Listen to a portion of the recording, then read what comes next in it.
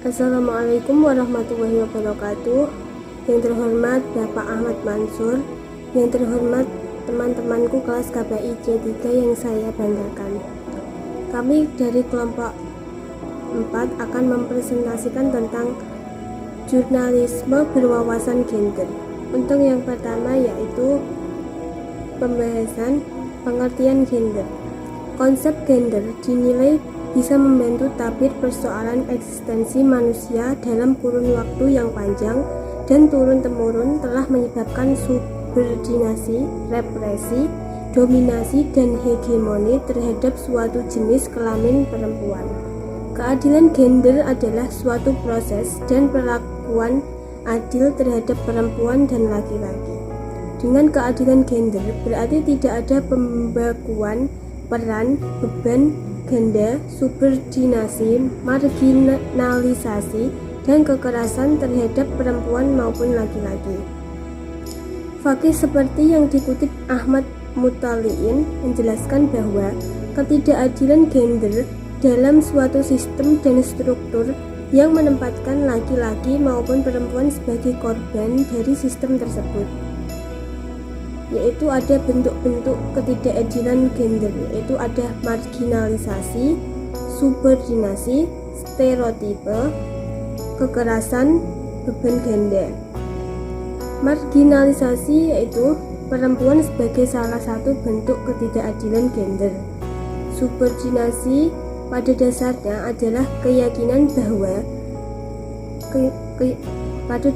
adalah keyakinan bahwa salah satu jenis kelamin dianggap lebih penting atau lebih utama dibanding jenis kelamin lainnya. Stereotipe adalah citra baku tentang individu atau kelompok tidak sesuai dengan kenyataan empiris yang ada. Kekerasan yaitu berbagai bentuk tindak kekerasan terhadap perempuan sebagai akibat perbedaan muncul dalam berbagai bentuk. Beban ganda yaitu yang dimaksud dengan beban ganda adalah beban pekerjaan yang diterima oleh salah satu jenis kelamin lebih banyak dibandingkan dengan jenis kelamin lainnya. Perempuan memiliki peran reproduksi yang dianggap sebagai peran yang statis dan tidak dapat diubah. Namun hal ini tidak mengurangi peran mereka di rumah.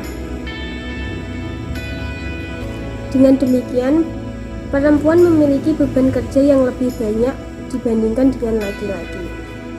Assalamualaikum warahmatullahi wabarakatuh.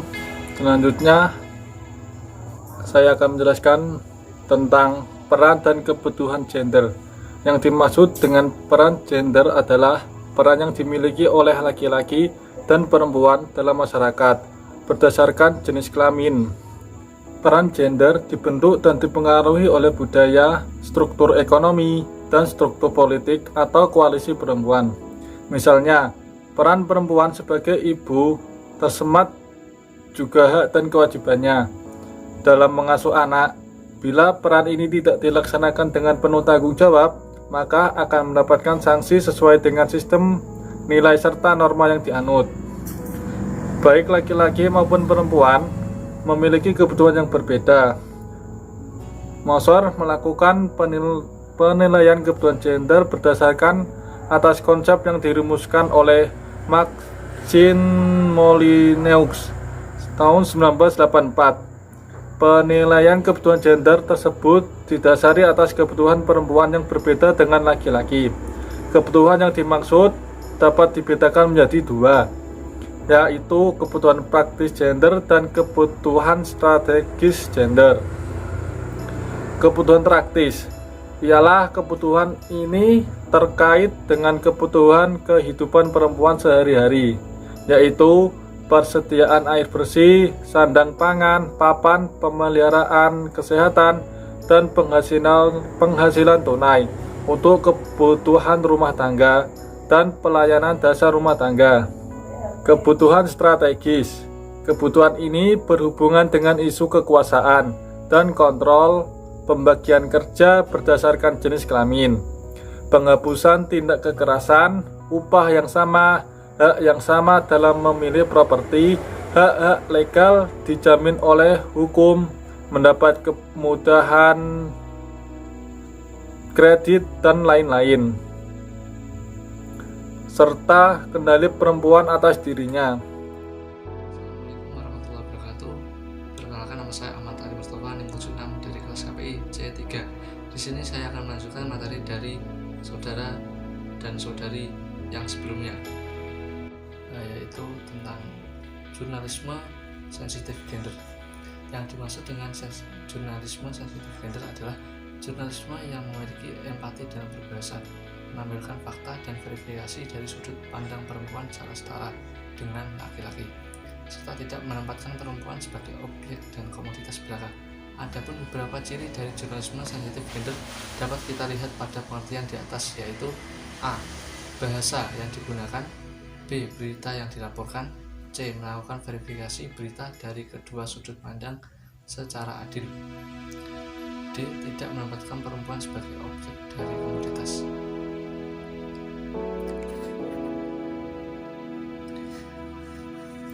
Agar terciptanya kesetaraan dan keadilan berbasis gender antara lain sebagai berikut. Jangan menyebutkan kata laki-laki selalu di depan kata perempuan, karena dapat menggambarkan seakan-akan posisi perempuan selalu berada di bawah laki-laki. B. Jika hendak menyebutkan perempuan maupun laki-laki yang mengikuti pasangannya yang adalah pejabat, digunakan kata pasangan, bukan kata istri maupun suami, untuk mengakomodir eksistensi pasangan homoseksual. C. Perempuan jangan hanya ditampilkan dalam laporan khusus mengenai problem atau isu perempuan semata-mata, melainkan juga mengenai kompetensi maupun pencapaian perempuan, serta penggambaran lain yang melawan pelabelan negatif yang selama ini melekat pada perempuan. D. Berdiskusilah dengan aktivis perempuan dan bertanyalah kepada mereka sebelum melakukan wawancara. E. Gambaran perempuan dan laki-laki dalam gambaran yang setara. Jurnalis harus berorientasi pada keadilan berbasis gender ketika melakukan